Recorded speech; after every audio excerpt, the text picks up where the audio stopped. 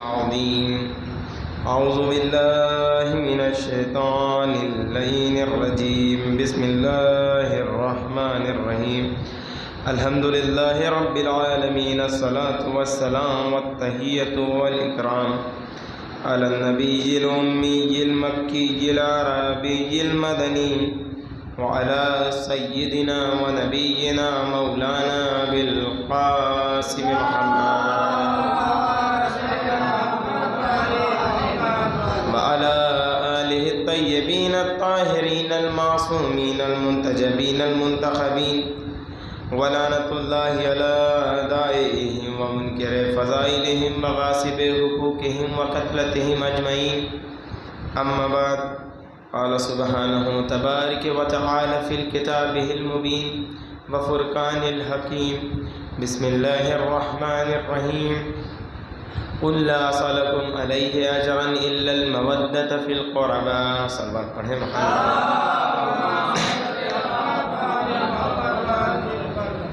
عزیزان محترم، ایام عزا امام حسین جس کی آج 7ویں مجلس اور 6 محرم تمام ہو چکی، رفتہ رفتہ عاشورہ بھی قریب ہے، کب یہ دن گزر جائیں گے کسی کو پتہ نہ چلیں گے۔ اگلے برس وہی ان ایام کی مجلسوں میں رہے گا جس کو موت نے جس کے ساتھ وفا کی، ورنہ جس کو دعوی اجل نے بلا لیا اس کے بعد اس کے لیے یہی آخری۔ یہی نہیں ہے کہ بزرگان چلے جائیں گے جوان رہ جائیں گے۔ ائمہ کہتے ہیں کہ اگر اپنے نفس کو آمادہ کرنا ہے تو اپنے بچوں کو قبرستان ضرور لے کے جایا کرو۔ کہا کیوں؟ جب کچھ دیر قبرستان میں ٹہل لیں تو پوچھو کہ سب سے چھوٹی قبر نظر آئی یا نہیں نظر آئی؟ کہا ہاں نظر آئی۔ پھر اس کے بعد بتاؤ یہ فلاں کی قبر ہے، یہ فلاں کی قبر ہے، یہ فلاں کی قبر ہے۔ کیوں؟ کیونکہ اسے پتہ چلے کہ جوان کو بھی موت آتی ہے، بچے کو بھی آتی ہے، بوڑھے کو بھی آتی ہے۔ موت کسی کے ساتھ وفا نہیں کرتی، کب آ جائے کسی کو نہیں پتہ۔ ہمارے استاد محترم علی جناب عسکری صاحب وہ کہتے کہ اپنے زمانے کی باتیں کرتے ہیں کہ انسان کا نفس کیسا دو رخا ہے۔ کہتے کہ جب اپنے زمانے کی بات بتاتے کہ ایک دفعہ ناسا کا جو سیٹلائٹ تھا وہ گرنے والا تھا، چند جگہوں پہ تھا کہ ان میں سے کہیں گرے گا، ان میں سے ایک ہندوستان بھی تھا کہ اگر یہاں کہیں گرا تو وہاں تو بھائی پوری تباہی لکھی ہوئی۔ تو خود کہتے ہیں کہ میں اپنے گاؤں میں جب گیا، کیونکہ سب لوگ آ رہے تھے کہ بھائی اگر خدا نہ خواستہ ہندوستان میں گرا تو سب کو ہی جانا ہے، خود کہتے ہیں کہ مسجدوں میں پیر رکھنے کی جگہ نہیں تھی۔ وہ افراد جو کبھی نماز کے مصلی پر جمعے کو، عید کو، بقرعید کو نظر نہیں آتے تھے، وہ بھی مصلی پر نظر آ رہے تھے۔ کیوں؟ کیونکہ اب موت سامنے تھی، اب موت سامنے تھی۔ لیکن اس کے بعد کا جملہ انہی کا ہے کہ جب وہ گرا کسی سمندر میں، کسی کونے میں جا کے گرا، کسی زمین پر نہیں گرا، کسی کا مالی نقصان کچھ نہیں ہو، جیسے ہی دلوں کو تسلی ہوئی مسجدیں دوبارہ سے ویران ہو گئی۔ یعنی اگر موت کا تصور دل میں رہے تو کبھی بھی انسان خدا کی نافرمانی نہیں کرے گا۔ نافرمانی کب کرتا ہے؟ جب موت کا تصور دل سے نکل جاتا ہے۔ اسی لیے ائمہ نے کہا کہ قبرستان کا رخ کیا کرو۔ کیوں کیا کرو؟ تاکہ دیکھو کہ عنقریب موت تمہیں بھی دعوت دینے والی ہے، کسی کو فرار نہیں ہے۔ بڑے بڑے انبیاء کو موت لے گئی تو ہماری اور آپ کی کیا اوقات ہے؟ ائمہ علیہ السلام کو دعوی اجل پہ لبیک کہنا پڑا تو ہماری اور آپ کی کیا بساط ہے؟ اسی سلسلے میں حضرت نوح کا واقعہ ملتا، 2500 سال کی حضرت نوح، 950 سال ان کی تبلیغی زندگی ہے۔ جیسے رسول کی 63 سالہ عمر ہے، اس میں سے 23 سالہ عمر رسول کی تبلیغی ہے، باقی زندگی آپ کی خاموشی میں رہی ہے، وہ گزاری ہے۔ 23 سالہ تبلیغ۔ ویسے ہی حضرت نوح کی 2500 سال کی عمر ہے، 950 سال آپ نے تبلیغ کی۔ 2500 سال حضرت نوح نے.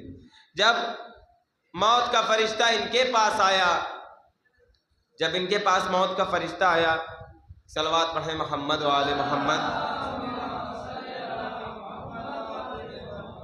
جب موت کا فرشتہ ان کے پاس آیا تو آنے کے بعد کہتا ہے کہ آپ کو زندگی کیسی لگی؟ کہا آپ کو زندگی کیسی لگی؟ الگ الگ اختلاف کے ساتھ ہے، بعض کہتے ہیں موقع ہی کچھ نہیں دیا، لیکن چونکہ اتنے پتھر کھائے تھے. حضرت نوح کی کیفیت یہ تھی، آدھا جسم گھر میں ہوتا تھا، آدھا باہر ہوتا تھا. جب موت کے فرشتے نے پوچھ لیا، اسرائیل نے پوچھ لیا یہ کیا ہے، آپ ایسا کیوں ہیں، ایسے کیوں، آپ نے کیوں گھر نہیں؟ کہا تمہارے انتظار میں نے کچھ تیاری نہیں کیا. اب موت کا فرشتہ خود جواب دیتا، کہتا اے نوح آپ کو تو اتنی زندگی ملی، لیکن آنے والی امتوں میں اتنی کم زندگی ہوگی کہ آپ سوچ بھی نہیں سکتے. مثال کے طور پر کہا ہوگا 50 سال 60 سال زندگی ہوگی. حضرت نوح نے کہا تب وہ کیا کریں گے؟ کیا وہ گھر ہی نہیں بنائیں گے؟ کہا ان کے گھر تو عالی شان ہوا کریں گے، لیکن اے نوح اگر آپ ہوتے تو آپ کیا کرتے؟ حضرت نوح کہتے ہیں میں سجدہ الہی سے ایک لمحہ اپنے سر کو نہ اٹھاتا اگر مجھے اتنی عمر ملتی. یعنی جتنی ملی ہے وہ شکر کیجئے اور پروردگار کی عبادت کیجئے. کیونکہ اچھا خواہش سب انسان کرتے ہیں، خواہشیں کہ اگر ایک موٹی مثال دے دو کیونکہ ہماری عمر کے بچے زیادہ ہیں، اگر کسی سے کوئی ایگزام دینے جا رہا ہے اور اس کے بعد پلٹ کے آ رہا ہے اور اس نے دیکھا ایک سوال، وہ چیپٹر آسان تھا لیکن اس نے پڑھا نہیں، آخر میں جب ایگزام دے کے آتا ہے تو خواہش کرتا ہے کاش 10 منٹ کا کام تھا پڑھ لیتے تو 4-5 نمبر اور مل جاتے. ایسے ہی قرآن نے بھی انسان کی کئی خواہشیں بتائی ہیں کہ جو مرنے کے بعد انسان کرے گا. دنیا کی خواہشیں تو پوری ہو سکتی ہیں لیکن جو مرنے کے بعد خواہشیں کی جائیں گی وہ کبھی پوری. ان میں سے چند میں آپ کے سامنے، اے کاش میں نے اسے نہ دوست بنایا ہوتا. نام نہیں، اے کاش. یعنی بعض ہوتے ہیں جوئے میں لگا دیتے ہیں، بعض ہوتے ہیں خود تو شرابی کبابی ہوتے ہیں دوسرے کو بھی اسی طرف دھکیل دیتے ہیں، بعض جوا کھیلتے ہیں اسی طرف کھینچ کے لے کے چلے. تو وہ کہے گا اے کاش میں نے اسے اپنا دوست نہ بنایا ہوتا، لیکن اب تو بنا چکے. ان میں سے ایک ہے اے کاش پروردگار مجھے دوبارہ زندگی عطا کرتا تاکہ میں اس کی عبادت کروں. اے کاش مجھے دوبارہ زندگی عطا کرتا. کچھ علماء کہتے ہیں کہ ان خواہشوں میں، یہ قرآن میں نہیں ہے، کچھ علماء کہتے ہیں کہ محشر میں کچھ انسان ہوں گے جو یہ کہیں گے اے کاش فرش عزا پہ کچھ دیر اور بیٹھا رہ جاتا. کیوں؟ کیونکہ یہاں پہ بیٹھنے کی بہت عظمت ہے. یہاں پر کیونکہ یہ سفینہ امام حسین ہے، یہ درس گاہ امام حسین ہے. میں نے آپ کے درمیان جس آیہ کریمہ کی تلاوت کی، مشہور زمانہ قرآن کا 22واں سورہ ہے، سورہ جس کو سورہ شورا بھی کہتے ہیں، آیت نمبر 23 میں پروردگار ارشاد فرما رہا ہے قُلْ لَا أَسْأَلُكُمْ عَلَيْهِ أَجْرًا إِلَّا الْمَوَدَّةَ فِي الْقُرْبَى. ہر آیت میں قل پوشیدہ ہے، ہر آیت میں الحمدللہ رب العالمین قل پوشیدہ ہے، لیکن آپ کہہ نہیں رہے. لیکن چند مقامات ایسے ہیں جہاں آپ قل کو ادا کر رہے ہیں. قل کے معنی کیا ہے؟ اے رسول کہیے، اے رسول کہیے. مثال دوں آپ کے سامنے، ابھی مجلس ہوئی ہے، ہو رہی ہے، کسی نے کہا بھائی جا کے اعلان کر دیجئے کہ مجلس ٹھیک 9 بجے شروع ہو جائے گی. اب وہ مائک پہ آئے کہ بھائی کسی نے کہا ہے اعلان کر دیجئے مجلس ٹھیک 9 بجے شروع ہوگی. آپ کہیں گے عجیب بے وقوف انسان ہے، اسے تو اعلان ایسے کرنا چاہیے تھا کہ مجلس ٹھیک 9 بجے شروع ہو جائے گی، آپ آ جائیے. یہ کہنے کی کیا ضرورت تھی کہ اعلان کر دیجئے؟ یہ بات کہیں نہیں جاتی کیونکہ یہ بتائی جا رہی ہے، یہ بات بتائی جا رہی ہے. کچھ چیزیں اور اسی کی ذیل میں سن لیجئے۔ مثال کے طور پر آپ نے کہا کہ بھائی جا کے ان سے کچھ مانگ لیجیے، اب ان گئے، آپ مانگنے لگے ان سے، اب آپ سیدھی بات ہٹ کے جو شروع میں کہا گیا وہ بھی آپ کہہ رہے ہیں، تو اسے بے وقوفی کہی جائے گی، اسے نادانی کہی جائے گی۔ قل جو لفظ ہے، نعوذ باللہ، خاک بد ہے، جتنی بھی مرتبہ آیا ہے ہر آیت میں، یعنی قل الحمدللہ رب العالمین، اے رسول کہیے کہ پروردگار عالم، تمام عالمین کا تمام تعریفیں اسی کی جو عالمین کا مالک ہے۔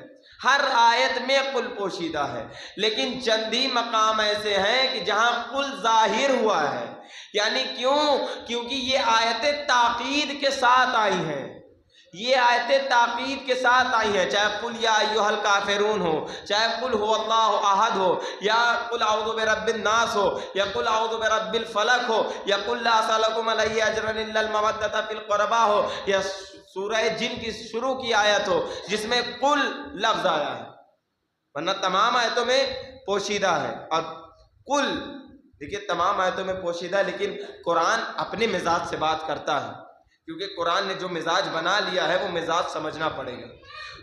جہاں کہیں بھی قرآن میں قل آیا ہے وہ اس لیے آیا ہے، مذمت کے لیے آیا ہے، جواباً آیا ہے، جہاں کہیں بھی آیا ہے قل۔ مثال تو میں نے شاید دی ہو، سورہ توحید کے لیے دی ہو۔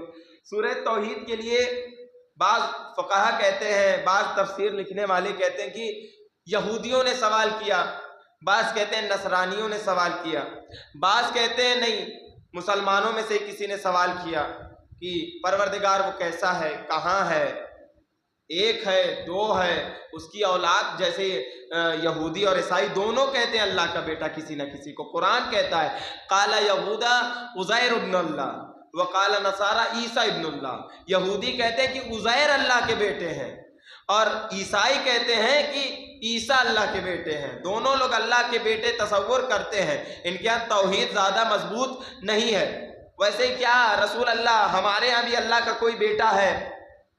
آیت نازل ہوئی قل هو اللہ احد، اے رسول کہہ دیجئے ان سے کہ اللہ ہر لحاظ سے ایک ہے۔ ویسے یہاں پر بھی سوال کیا جا رہا ہے، یہاں پر بھی سوال کیا جا رہا ہے، لیکن اگر توحید تو پہلے ہی بتا دی گئی، لا الہ الا اللہ، کوئی معبود نہیں، کوئی اس کا شریک نہیں، اکیلا ہے، پھر یہ سوال کیوں؟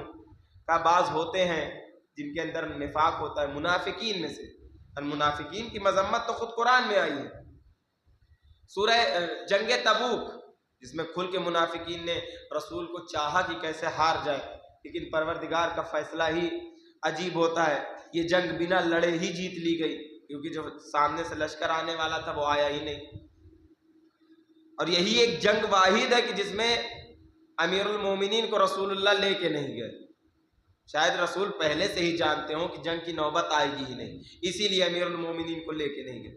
بہرحال یعنی لوگ پہنچے رسول کے پاس جب مدینے ہجرت کر کے آ چکے ہیں، جب مدینے ہجرت کر کے آ چکے ہیں رسول، دین نے مضبوطی پکڑ لی، اب دین مضبوط ہو گیا، کیونکہ شیب ابو طالب گزار کے آئے ہیں، ایسا دور کہ پتے لوگ مسلمانوں نے چبا کے کھائے ہیں، یہ دور گزرا۔ جناب فاطمہ زہرا نے اپنے خطبے میں استعمال کیا، تم تو وہ تھے کہ جو پتے چبا کے کھاتے تھے، نالیوں کا پانی پیتے تھے۔ یہ کب کی بات ہے؟ یہ شیب ابو طالب کی بات ہے، جب رسول پہ پابندیاں لگ گئی، معاشی پابندیاں، یہ بول نہیں سکتے، کہیں رہ نہیں سکتے، تو جبل النور نام کی پہاڑی جہاں غار ہرا ہے وہیں شیب ابو طالب گزرا۔ بہرحال بات دوسری طرف چل جائے گی، آئے تب مضبوط ہو گیا دین، لوگ پہنچے انصار میں سے۔ انصار انہیں کہتے ہیں جو مدینے میں مسلمان ہوئے، اور مہاجر انہیں کہتے ہیں جو ہجرت کر کے رسول کے ساتھ آئے، مہاجر و انصار۔ انصار میں سے کسی نے رسول سے پوچھا یا رسول اللہ، اچھا یہ منافق تھا جو پوچھ رہا تھا، یا رسول اللہ، کیونکہ بعد میں جب یہ آیت نازل ہوئی تو یہ مجمع کے سامنے آیا، اور آنے کے بعد کہا رسول جھوٹ بول رہے ہیں تاکہ ان کے رشتہ داروں سے قرابت ادا کی جائے، ان کے قرابت داروں سے مودت ادا کی جائے۔ جب یہ آیت نازل ہو گئی، بعد میں پھر قرآن نے بھی آیت نازل کی جو تم نے سوال کیا تھا، رسول نے اس کا جواب دیا۔ بہرحال رسول کے پاس آئے، یا رسول اللہ ہم چاہتے ہیں کچھ آپ کی مالی مدد کر دیں تاکہ رسالت میں ہم بھی کچھ آپ کے ساتھ اجر ادا کر دیں رسالت کا. آپ اتنے کام یہ آئے ہیں رسالت پر کچھ اجر ادا کرنے, رسالت کی اجرت دینے آئے ہیں. رسالت کام کس کا ہے؟ پروردگار کا. پروردگار کا کام یہ کرنے آئے ہیں. رسالت اللہ کی ہے, رسالت دینے والا اللہ ہے تو اجرت بھی اللہ ہی دے گا. اجرت جو کام اللہ نے لیا ہے اس کی اجرت خود اللہ ہی دے گا, بندے کے ہاتھ میں نہیں ہے کہ بندہ اس کی اجرت دے دے. اور یہ چلے ہیں اللہ کا کام کرنے, اجرت دینے, یہ چلے اجرت دینے. آیت نازل ہوئی, قل, لفظ قل کے ساتھ آئے رسول کہیے, قل کے ساتھ, اور رسول نے قل کہا بھی, قل لا اسألکم علیہ اجرا الا المودۃ فی القربى, ہمیں کچھ نہیں چاہیے. اے رسول کہہ دیجئے کہ اگر تمہیں رسالت کا اجر ادا کرنا ہے تو ہمیں کچھ نہیں چاہیے سوائے اس کے کہ ہمارے یعنی رسول کے قرابت داروں سے مودت کرو. الا المودۃ, عربی میں محبت بھی استعمال ہوتا ہے, مودت بھی استعمال ہوتا ہے, لیکن یہاں پہ محبت کا لفظ نہیں آیا ہے, مودت کا لفظ آیا. یہاں پہ مودت کا لفظ آیا ہے, محبت کا لفظ نہیں آیا ہے. مثال تو محبت اور مودت میں زمین اور آسمان کا فرق ہے. اسی طریقے سے جو یہ کہنا چاہے کہ سورج اور چاند ایک جیسے ہیں, کہہ دو کیسے سورج, چاند ٹھنڈا ہے سورج گرم ہے, زمین آسمان ایک جیسے, کہاں زمین کہاں آسمان. کوئی کہے سمندر پانی اور زمین چلنے کے لیے, کہاں پانی اور کہاں زمین, ویسے کہاں محبت اور کہاں مودت. ابھی میں واضح کرتا ہوں, آپ کو سمجھ میں آئے گا کہ مودت اور محبت ہے کیا. ہمیں پانی سے ہے محبت, روزہ رکھتے ہیں, ایک دن پانی نہ ملے مر جائیں گے, لیکن کیونکہ ہماری فطرت میں پایا جاتا ہے کہ ہم پانی پئیں, ہمیں محبت ہے پانی سے, آخر میں پانی پیتے ہیں. بکری کو پانی سے ہے محبت, آپ رسی باندھ دیجئے, 2 دن باندھے رہیے گا, ہاں جب بہت پیاسی ہوگی چلا کے مر جائے گی, 2 دن آپ باندھے رہیے, پانی چلائے گی نہیں, لیکن آپ کھولیے کیونکہ فطرت میں اس کے پانی پایا جاتا ہے, اس سے محبت ہے پانی سے, دوڑ کے پانی کے پاس جائے گی, پانی پیے گی. بطخ کو ہے پانی سے محبت, تیرتا ہے پانی میں, لیکن جہاں پانی نہیں ہوتا, دریا نہیں ہوتا, وہاں زمینوں پر بھی لوگ بطخ پال لیتے ہیں, کیونکہ وہ زمین پہ بھی رہتا ہے پانی میں بھی رہتا ہے, لیکن اس کی فطرت میں پایا جاتا ہے کہ وہ پانی میں تیرے, اس کی فطرت میں پایا جاتا ہے کہ وہ پانی میں تیرے. توجہ کا طالب ہوں, اس کی فطرت میں پایا جاتا ہے کہ وہ پانی میں تیرے, اور پانی میں کیا ہے, اسے پانی سے محبت ہے. یعنی انسان کو پانی سے ہے محبت, جانور کو پانی سے ہے محبت, بطخ کو ہے پانی سے محبت. پروردگار کیسے سمجھوں کہ محبت اور مودت میں فرق کیا ہے. کہا تم نے صرف اتنا ہی دیکھا, کچھ اور آگے بڑھو. جب اور آگے بڑھے تو پتا چلا مچھلی کو پانی سے ہے مودت, مچھلی کو پانی سے ہے مودت. لمحے بھر کے لیے اگر مچھلی کو پانی سے جدا کیا تو اس کی زندگی تمام, اس کا رہنا تمام, اس کا سانسیں لینا تمام. کیوں؟ کیونکہ اسے پانی سے ہے مودت. رسول اللہ کے ذریعے پروردگار یہ بتانا چاہتا ہے کہ اہل بیت سے محبت نہیں کرنی کہ ضرورت کی بنا پر اہل بیت سے مودت کرنی ہے. اگر لمحے بھر کے لیے ان سے دور ہوئے تو مر جاؤ گے. کیسی موت؟ گمراہی کی موت, جو ان قریب جہاں کی. صلوات پڑھیں محمد والے.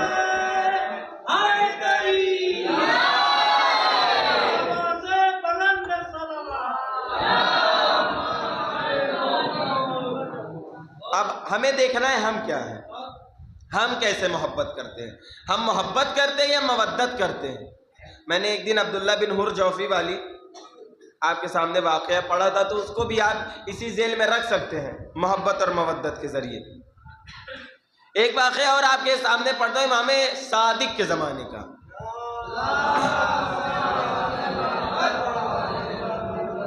امام صادق کے زمانے میں ایک شخص ہے, اسی طریقے سے مولا کا چاہنے والا, مولا کا دیوانہ, بار بار پتہ کیوں اسی کہا جا رہا ہے؟ کیونکہ مولا کو ملنگی نہیں چاہیے.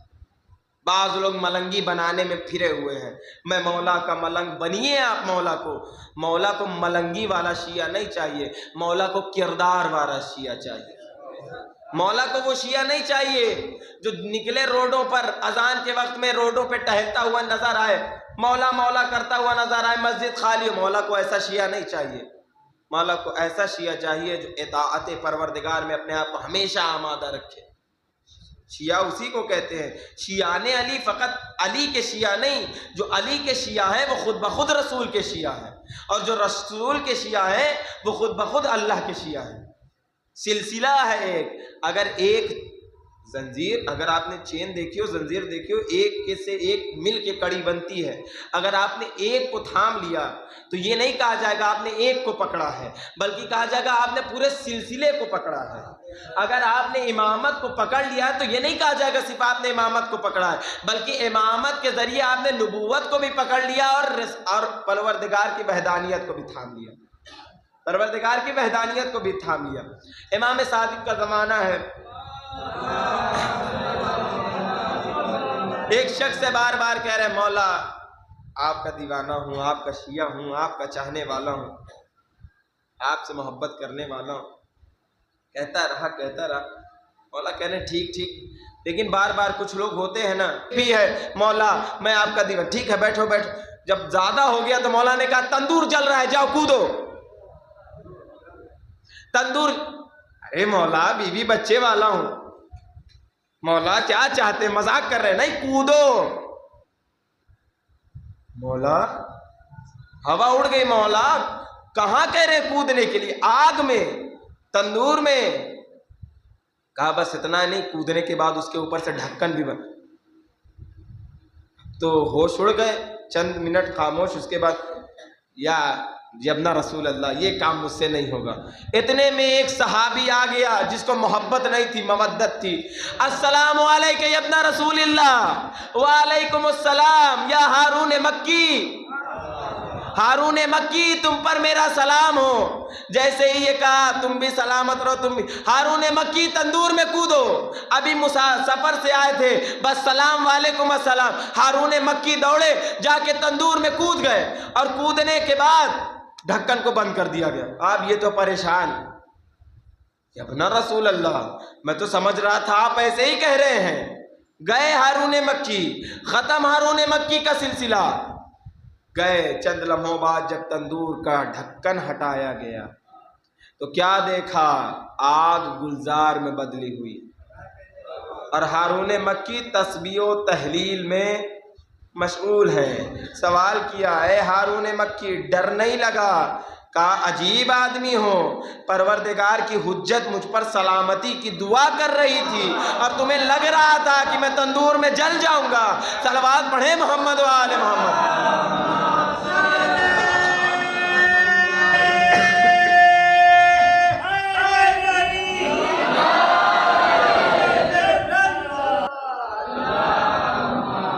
ایسے بہت لوگ گزرے ہیں جو اللہ کی حجت کی عظمت کو پہچانتے تھے. جب جنگ کے میدان میں اترتے تھے تو رسول کے پاس آتے تھے، یا رسول اللہ میری سلامتی کی دعا کر دیجئے. کیوں؟ کیونکہ جانتے ہیں اگر رسول نے سلامتی کی دعا کر دی تو پھر اس کے بعد اب اگر موت کا فرشتہ بھی سامنے کھڑا ہوگا تو وہ روح کو قبض نہیں کر سکتا. ہمیں مودت رکھنی ہے، ہمیں محبت نہیں مودت رکھنی. کس سے؟ اہل بیت علیہ الصلوۃ والسلام. آیت اللہ العظمیٰ تقی بہجت جیسا عالم یہ کہتا ہے فرش عزا پہ آنا، ایام عزا میں امام حسین کے غم کی ادائیگی کرنا یہ اجر رسالت کا ادا کرنا ہے. تو آپ ایسے ہی نہیں بیٹھے ہیں کہ کوئی ثواب نہیں مل رہا ہے، وہ کام کر رہے ہیں کہ جس کا قرآن نے حکم دیا ہے، اجر رسالت ادا کر رہے ہیں. کس کے ذریعے؟ مودت اہل بیت کے ذریعے. صلوات پڑھیں محمد و آل محمد.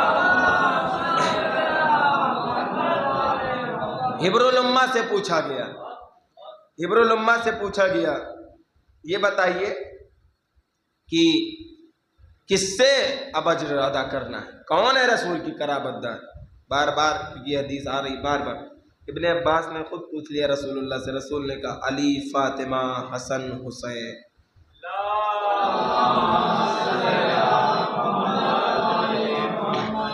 علی، فاطمہ، حسن، حسین، ان سے محبت نہیں کرنی ہے، ان سے مودت کرنی ہے۔ اور اگر سنیے، جب نفاق ہوتا ہے لوگوں کے دل میں پہنچتے ہیں نہ پہنچتے، حکم پروردگار تھا، آیت کا نازل ہونا تھا، نازل ہوئی، لیکن پھر بھی اگر نہ پہنچتے تو شاید یہ حکم نہ آتا، شاید، کیونکہ پروردگار چاہتا تھا تو یہ حکم کسی نہ کسی ذریعے آتا۔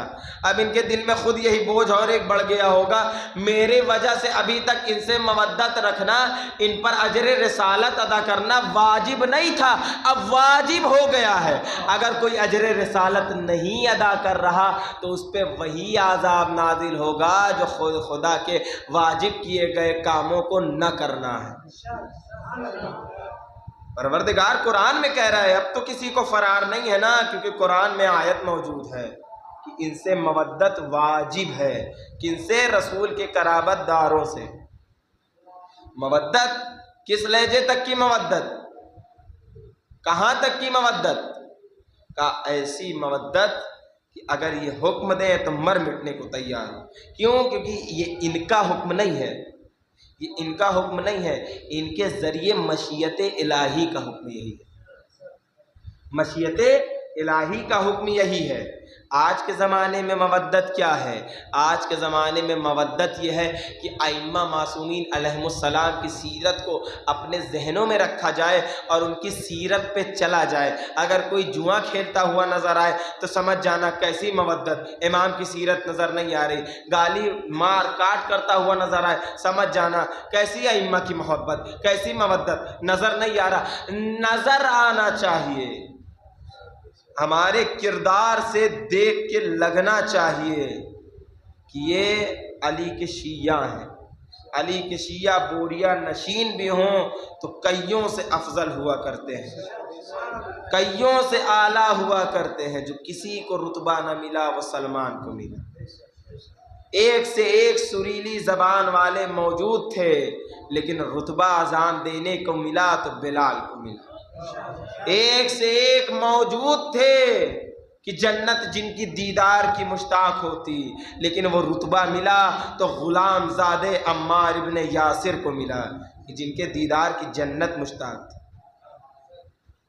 جن کے اور مودت عمار یاسر کی کیسی کہ جب جنگ صفین ہوئی ہے، بس یہ آخری بات، جب جنگ صفین ہوئی ہے تو لوگ، کہ عمار یاسر کے لیے رسول نے کہہ دیا تھا کہ عمار تجھے اسلام کی باغی جماعت قتل کرے گی، علی کے دشمن نہیں قتل کریں گے، خبردار۔ یہ مت کہنا کہ علی کے دشمن نے عمار کو قتل کیا، اللہ کے دشمن نے عمار کو قتل کیا ہے، کیونکہ رسول کہہ رہے ہیں کسی کو اس چیز سے وہ نہیں ہے۔ اللہ کے دشمن یعنی باغی، اسلام کی باغی جماعت عمار تجھے قتل کرے گی۔ عمار کون ہے؟ 6ویں یا 5ویں نمبر پر اسلام قبول کرنے والے عمار ابن یاسر، غلاموں میں سے عمار ابن یاسر۔ ماں کا نام ہے سمیہ، باپ کا نام ہے یاسر۔ اسلام، اس اسلام جو پیغمبر لے کے آیا، اعلان نبوت کے بعد جو سب سے پہلا خون بہا ہے، اسلام کی راہ میں جو سب سے پہلا شہید ہے، وہ کوئی مرد نہیں ہے، وہ عورت ہے۔ کون ہے؟ عمار یاسر کی والدہ سمیہ۔ اسلام پر سب سے پہلے خون قربان کرنے والی جناب سمیہ ہے۔ دوسرا خون کا صبح کے ٹائم یا دوپہر کے ٹائم جناب سمیہ کے برچھا مارا گیا، اور رات میں جناب یاسر جنہیں اتنا کوڑا مارا گیا، زمینوں میں دھاس دیا گیا، پتھروں تلے دبا دیا گیا، کس لیے؟ تاکہ کہو محمد جھوٹے ہیں۔ لیکن مودت کا یہ عالم تھا، مر جائیں گے، لیکن اب زبان نے محمد کی صداقت کی گواہی دے دی ہے تو اسے جھوٹا کیسے کہہ دے؟ وہ زبان کٹ کے گر نہ جائے جو محمد کو جھوٹا کرے۔ ہم نے دیکھا کہ زبان کٹوانے والے صرف رسول کے زمانے میں نہ تھے، بلکہ رسول کے بعد بھی تھے۔ زبان کٹتی ہے تو کٹ جائے، لیکن علی کا قصیدہ پڑھنا نہیں چھوڑیں گے۔ کون؟ جناب میثم تمار علیہ السلام۔ اسی ایام میں جناب میثم تمار کی بھی شہادت ہے۔ یہی ذی الحج میں جب عبیداللہ ابن زیاد گورنر بنا ہے تو اس نے مروایا ہے جناب میثم تمار علیہ السلام. جناب عمار یاسر اس صحابی کا نام. رسول جب معراج پہ گئے تو آنے کے بعد کا جنت 4 لوگوں کو بلا رہی. ہم جنت میں جانے کی دعا کر رہے ہیں, جنت کہہ رہی یا اللہ ان 4 کو جلدی میری جنت میں بھیج. کون؟ کہا علی ان میں سے, علی ان میں سے, علی ان میں سے. 3 مرتبہ کا علی ان میں سے, علی ان میں سے. سلمان, ابوذر اور عمار. جنت ان کو بلا رہی ہے. کیوں؟ کیونکہ ان کے دل میں مودت رسول اور مودت اہل بیت ایسی پیروئی ہوئی تھی. رسول خود کہتے ہیں, اہل سنت کی روایت ہے, رسول خود کہتے ہیں عمار یاسر لوگوں کے دلوں میں ایمان ہوتا ہے, عمار یاسر کی ہڈیوں میں ایمان اترا ہوا ہے, عمار کے گوشت میں دین اترا ہوا ہے, عمار کی نسوں میں دین اترا ہوا ہے. یعنی ہمیں ایسی مودت کرنی ہے کہ ہمارے ہڈیوں میں, ہمارے گوشتوں میں صرف اہل بیت ہو, صرف قرآن ہو, صرف رسول ہو اور صرف خدا ہو, اور اس کے علاوہ جو بھی آئے بڑا سے بڑا ہو اس سے ڈرنے کی ضرورت نہیں ہے. بم مارو گے مرنے کو تیار ہیں, تیر مارو گے مرنے کو تیار ہیں. ہم نے دیکھا جن کے دل میں مودت اہل بیت, مودت قرآن, صرف مودت اہل بیت اگر آدمی کر رہا ہے تو مودت اہل بیت نہیں رہے گی. جب مودت اہل بیت کرے گا تو اس کے دل میں مودت رسول بھی آئے گی, مودت قرآن بھی آئے گی, اور مودت ان سب کی آ گئی تو ممکن ہی نہیں ہے کہ مودت خدا اس کے دل میں نہ ہو. جب مودت خدا ہوگی تو خدا کے علاوہ اسے کسی ذات سے ڈر نہیں لگے گا. آج ہم دیکھ رہے ہیں تمام مسلمان ہیں جو ڈرے ہوئے بیٹھے ہیں, لیکن وہی اٹھ کے کھڑے ہوئے ہیں جن کے دل میں مودت امیر المومنین و مودت اہل بیت پیروئی ہوئی ہے, مودت امیر المومنین پیروئی ہوئی ہے. آج آپ دیکھ رہے ہوں گے جگہ جگہ آیت اللہ العظمی سید علی خامنہئی حفظہ اللہ کی تصویر ہٹائے جا رہے ہیں. ہٹا دیجئے, کیا ہوتا ہے, لیکن ان دلوں سے کہاں ہٹا پائیں گے جن دلوں میں وہ تصویریں لگی ہوئی ہیں. ان دلوں سے کیا نکالیں گے؟ آپ کے وہ لیڈر ہوا کرتے ہوں گے کہ جو پوسٹروں کے ذریعے فیمس ہوں, جو پوسٹروں میں نظر آتے ہوں. ہمارے دین کے رہنما تو وہ ہیں جو ہمارے دلوں میں اترے ہوئے ہیں, جو ہر ایک مسلمان کی زبان پر ہیں. اور فقط اگر آج دیکھنا ہے آیت اللہ العظمی سید علی خامنہئی کا عالمیہ تو فقط اہل تشیع میں نہ دیکھیے بلکہ ان میں دیکھ لیجئے جو شیعوں کو برا بھلا کہتے ہیں, لیکن آج مجبور ہے اس بات پر یہ کہنے کے لیے کہ اگر 57 ممالک میں کوئی ہمیں اسلامک لیڈر نظر آتا ہے تو وہ سید علی خامنہئی نظر آتا ہے. ہمارے گاؤں کے امام جمعہ و جماعت کا یہ جملہ ہے کہ دنیا علی جیسا کہتی ہے کہ علی سے بڑا نہیں بنا سکتی. ارے جب 57 ممالک مل کے علی کا ایک غلام سید علی خامنہئی نہ بنا سکے تو یہ دنیا باج خود مسلمانوں کی تعداد کہتی ہے کہ دنیا باج ہے, عورتیں باج ہیں کہ علی جیسی اولاد دوبارہ پیدا کر سکے. اور پروردگار نے جسے رسول کے نور سے بنایا ہو اس کی بات ہی الگ. بس عزیزوں, اجر رسالت ادا کرنا تمام مسلمانوں کو, ہم یہ فرش عزا بچھا رہے ہیں, یہ اجر رسالت ادا کر رہے ہیں, یہ مجلس کر رہے ہیں امام حسین کے ذریعے رسول کا اجر رسالت ادا کر رہے ہیں جو پروردگار نے ہم پہ واجب کیا. علم اٹھا رہے ہیں, اجر رسالت ادا کر رہے ہیں, ماتم کر رہے ہیں, اجر رسالت ادا کر, گریہ کر رہے ہیں, اجر رسالت ادا کر. بس عزیزوں, آج 6 محرم ہے.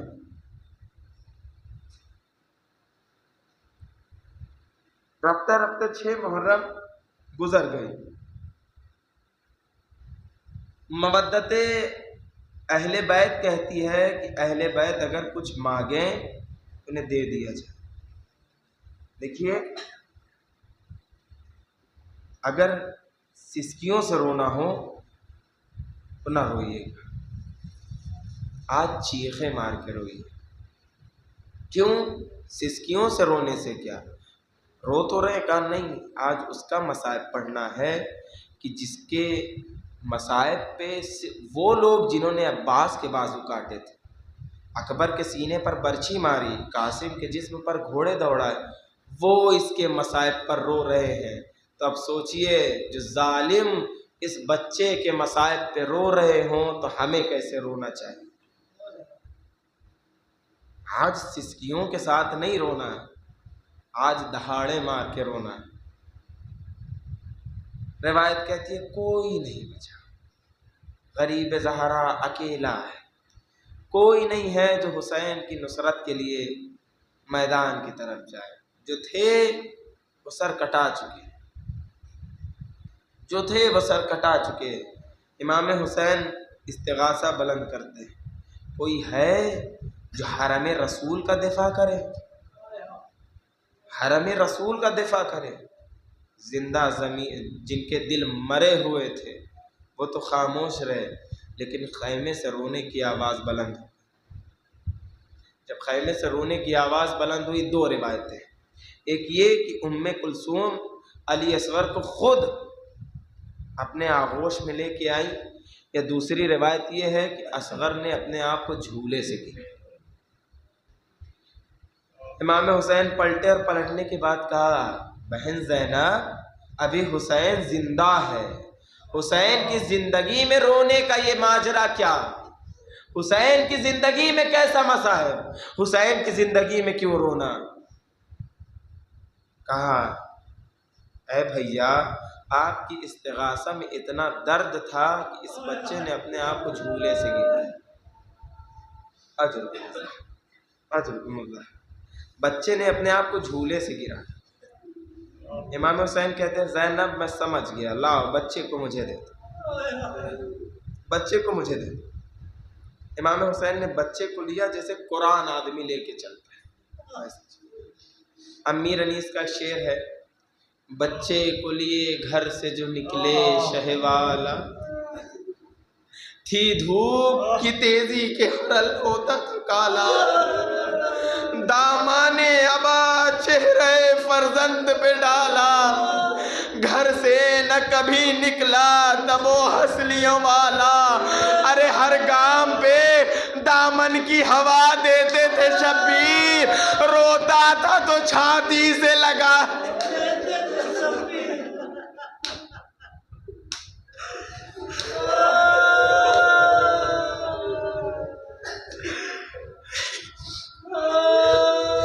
سوگنامہ آل محمد میں یزیدی لشکر کے ایک سپاہی کا بیان نقل ہوا۔ جب کسی نے پوچھا کتنے بدبخت ہو تم لوگ کہ تم نے اتنے انگلیوں پر گنے افراد پر یہ ظلم کیا؟ کہا تم اگر ہوتے تو تم دیکھتے کہ ہم پر کیا ہو رہا تھا۔ کہا کیوں؟ کہا وہ ایسے تھے جیسے بھوکے شیروں کے مانند ہم پہ حملہ کر رہے تھے، کوئی تلوار لے کے آتا تو کوئی نیزہ لے کے آتا، اگر ہم انہیں نہ مارتے تو ہم سب کے سب ختم ہو جاتے۔ اب سمجھ میں آیا اصغر کی قربانی کربلا میں کیوں ضروری تھی۔ ارے تاریخ پوچھے گی اس بچے کی کیا خطا تھی، اس بچے کی کیا خطا تھی۔ امام حسین ہیں، بچے کو لے کے میدان میں، چلچلاتی ہوئی دھوپ۔ روایت کہتی ہے کہ بعض لوگوں نے کہا حسین اب قرآن کے ذریعے پانی مانگیں گے، لیکن جب دامن کو ہٹایا تو ہاں ایک چھوٹا سا قرآن نظر آیا، ایک پھول سا بچہ نظر آیا۔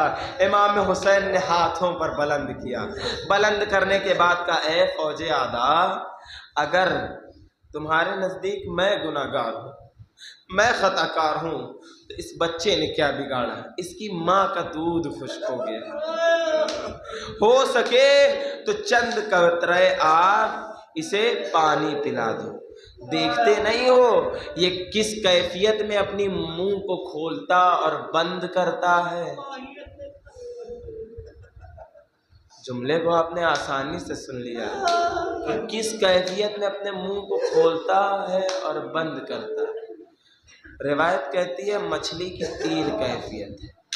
ایک، جب مچھلی کو پانی سے نکالا جاتا ہے تو اس کے اندر اتنا دم ہوتا ہے کہ وہ اپنے آپ کو خوب زمین سے اوپر تک اچھالتی ہے، پھر نیچے لے کے آتی، کئی لمحوں تک یہ ماجرا چلتا رہتا ہے، لیکن اس کے بعد اب مچھلی میں اتنی طاقت نہیں بچتی کہ اب دوسری کیفیت کی طرف پلٹ جاتی ہے۔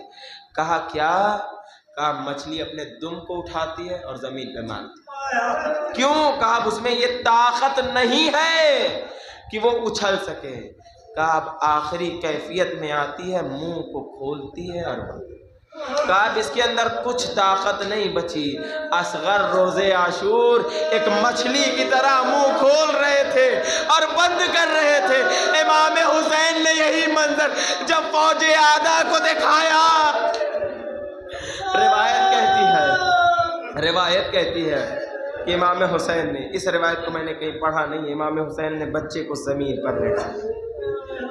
تمہیں لگتا ہے میں پانی پی لوں گا تو اس بچے کو آ کر خود اپنے ہاتھوں سے پانی پلا دو۔ حسین کچھ دیر ہٹے، لیکن مجھے نہیں لگتا کہ امام زیادہ دیر تک پیچھے رہے ہوں گے۔ کیوں؟ کربلا کی زمین اتنی جل رہی تھی کہ ایک باپ کیسے اپنے ششماہے کو جلتی زمین پر زیادہ دیر چھوڑ سکتے۔ اسی لیے بعض علماء کہتے ہیں حسین کے گردن کے زخم کو تو سب نے دیکھا، لیکن اصغر کی پیٹھ کے چھالوں کو فقط حسین نے دیکھا۔ مقاتل کہتی ہے اب امام حسین نے اصغر کو اپنے ہاتھوں پر لیا۔ بیٹا حجت خدا کے فرزند ہو، حجت تمام کرو۔ ارے سوکھی زبان پپڑائے ہوئے ہونٹوں پہ آئی، فوج اعداء مڑ مڑ کے رونے لگی۔ عباس کو مارنے والے رو رہے ہیں، قاسم کو مارنے والے رو رہے ہیں، حسین کے اصحاب و انصار کو مارنے والے رو رہے ہیں۔ ارے اصغر کے اس استغاثہ میں، اس حجت کو تمام کرنے میں کتنا درد تھا کہ وہ لوگ کہ جو حسین کے دشمن تھے وہ بھی رو رہے تھے۔ جزاکم عند اللہ، خدا کوئی غم نہ دے سوائے غم اہل بیت کے۔ روایت کہتی ہے عمر سعد کہتا ہے آئینہ آئینہ ہرملا اکتا کلام الحسین، اے ہرملا جلدی آ اور حسین کے کلام کو منقطع کر دے، حسین کے کلام کو روک دے، حسین کے کلام کو قتل کر دے، حسین کے کلام کو قطع کر دے۔ ہرملا آیا، آنے کے بعد کہتا ہے اے عمر سعد یہ بتا حسین کو تیر ماروں یا بچے کو؟ عمر سعد کا جواب سنیں گے۔ عمر سعد کہتا ہے تجھے بچے کی گردن کی سفیدی نظر نہیں؟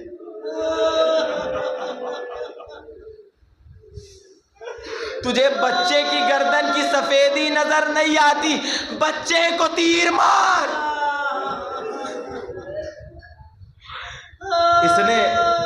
اس نے تیر شہس ہوگا، 3 نوکوں والا تیر نکالا جو کہ یہ 7 لے کے آیا تھا۔ 7 میں سے 4 نے اپنے نشانے سے خطا کر دی، لیکن 3 تیریں جا کے لگی۔ ایک حضرت عباس کے پہلو پر جا کے لگی، دوسری پیشانی امام حسین پہ جا کے لگی، اور تیسری علی اصغر کے گلے پر لگی۔ تیر سن لیں، تیر کیسا تھا؟ روایتیں کہتی ہے تیر وزنی ہوتا تھا، تیر میں 3 نوکیں ہوتی تھیں، لیکن جو بیچ والی نوک ہوتی تھی وہ کچھ لمبی ہوتی تھی، اور اس کے پیچھے ایک گول ٹائپ کی متھانی ہوتی تھی، یعنی گول ٹائپ کی بال نما آپ سمجھ لیں کہ اس لیے کہا جب وہ نوک جا کے گھسے تو یہ پیچھے سے ہڈیوں کو توڑ دے، یہ پیچھے سے جا کے ہڈیوں کو توڑ دے۔ کیوں تھی بنی تھی؟ کہا یہ اونٹ جیسے جانوروں کو نہر کرنے کے لیے اور ہاتھی جیسے جانوروں کی ہڈیاں توڑنے کے لیے۔ عرب کے جاہل بدو گوار، ادب کے وہ ظالم انسان کہ جو بھیڑ کو گھیر کے مارتے تھے، انہوں نے یہ قسم کھائی تھی کہ یہ تیر کبھی انسانوں پہ استعمال نہ کریں گے، ہائے رے اصغر تیرا مقدر۔ ارے جو تیر جانوروں پہ استعمال نہیں ہوتی، وہ 6 مہینے کے بچے پر تیر چلی۔ 2 روایتیں، ذبحا من الورود الی الورود، دوسری روایت کہتی ہے ذبحا من الاذن الی الاذن۔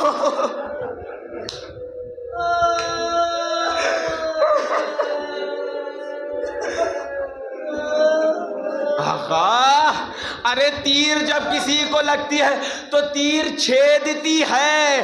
یہاں پہ روایت کہتی ہے اصغر چھیدے نہیں ہے بلکہ ذب ہو گئے. تیر بڑی تھی، اصغر چھوٹے تھے. تیر اتنا بھاری تھا جیسے ہی بچے کے گلے پہ لگ الا منقلب فی یدیہ الامام، بچہ حسین کے ہاتھوں پہ پلٹ گئے.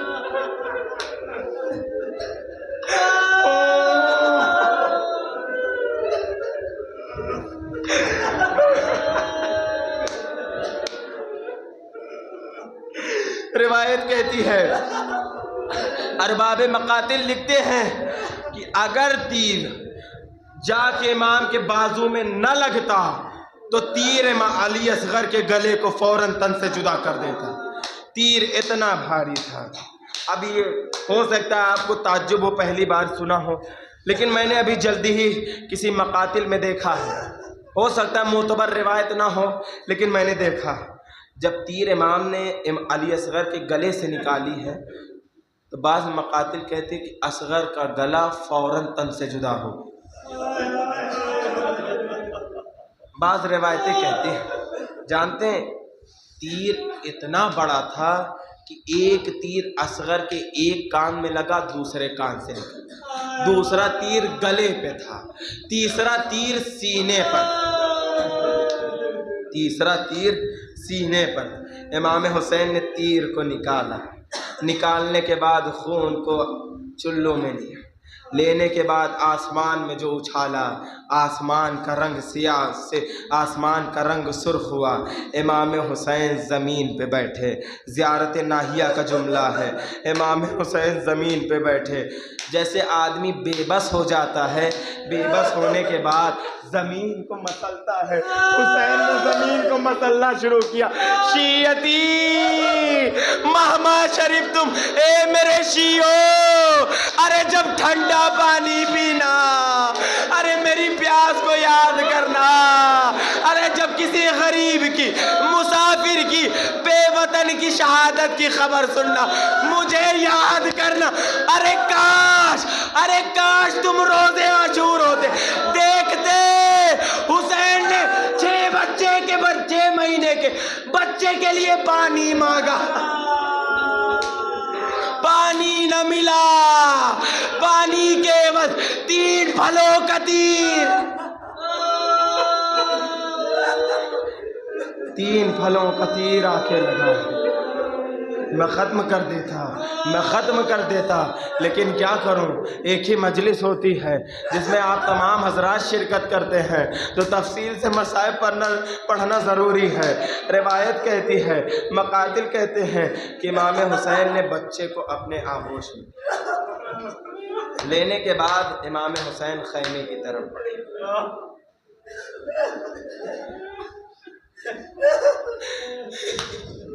علی، جب آپ نے باب خیبر اکھاڑا تھا تو کیا آپ کے قدم پیچھے ہٹے تھے؟ اللہ جانے 6 مہینے کے بچے کا لاشا کتنا بھاری تھا. حسین 7 دفعہ آگے، 7 دفعہ پیچھے. انا للہ و انا الیہ راجعون.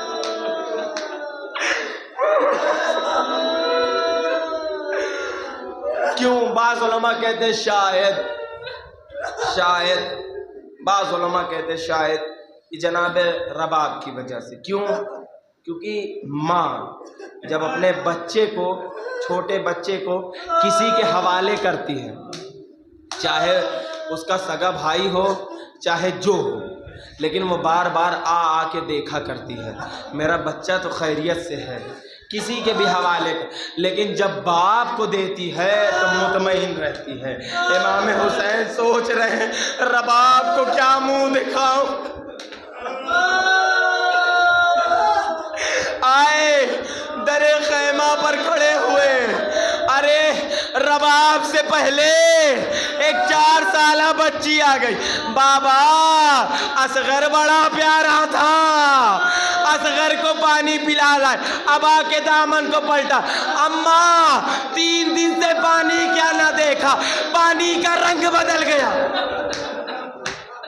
रिवायत कहती है जनाबे रबाब आ गई।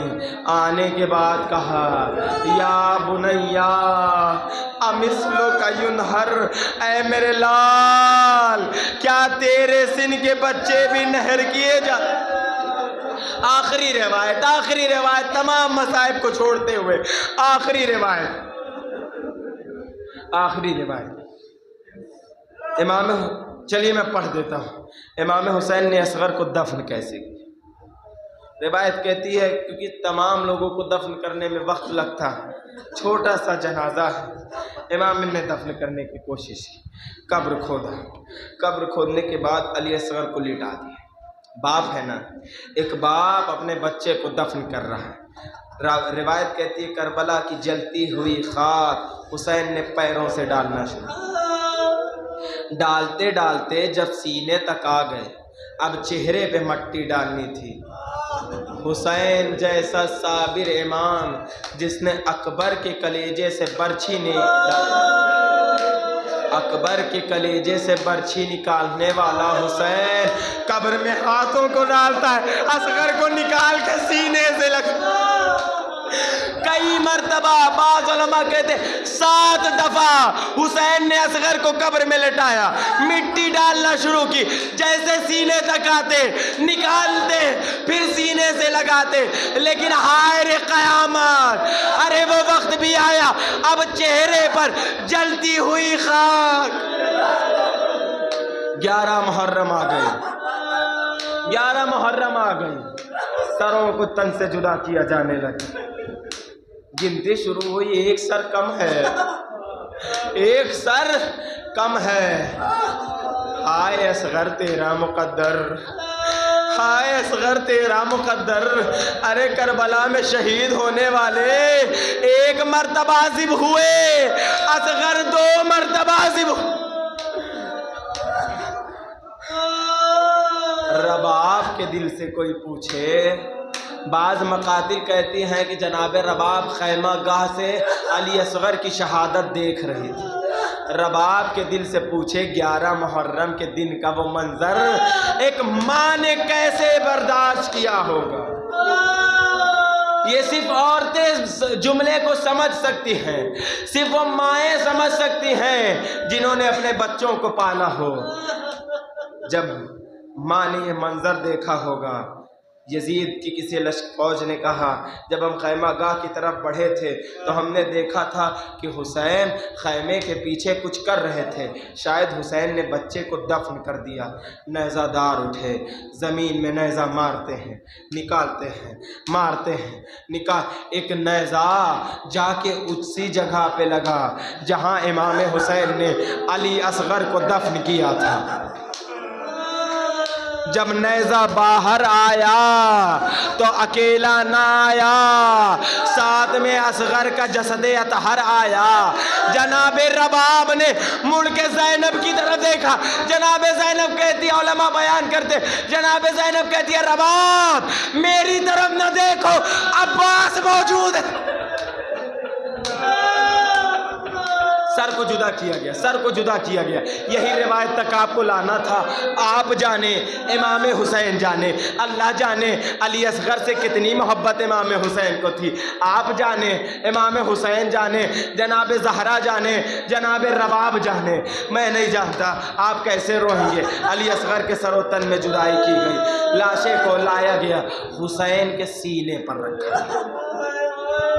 किसी आलिम दीन से पूछा गया, मैंने गंजे शहादा के तमाम शहादा का नाम पढ़ा कि जब गंजे शहादा में मैं पहुंचा तो मैंने देखा सबका तो नाम लिखा हुआ है लेकिन अली असगर का नाम नज़र नहीं आ रहा।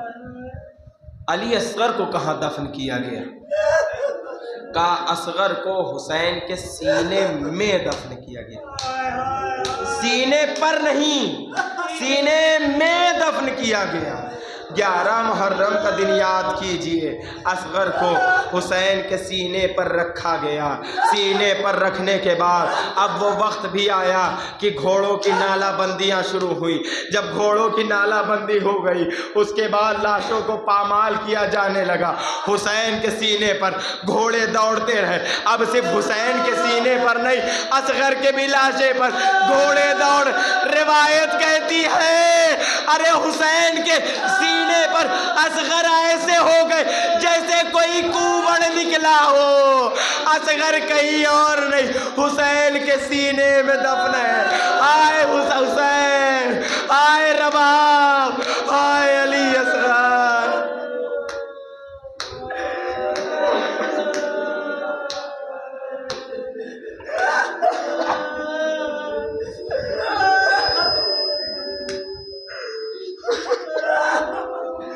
وَسَيَعْلَمُ الَّذِينَ ظَلَمُوا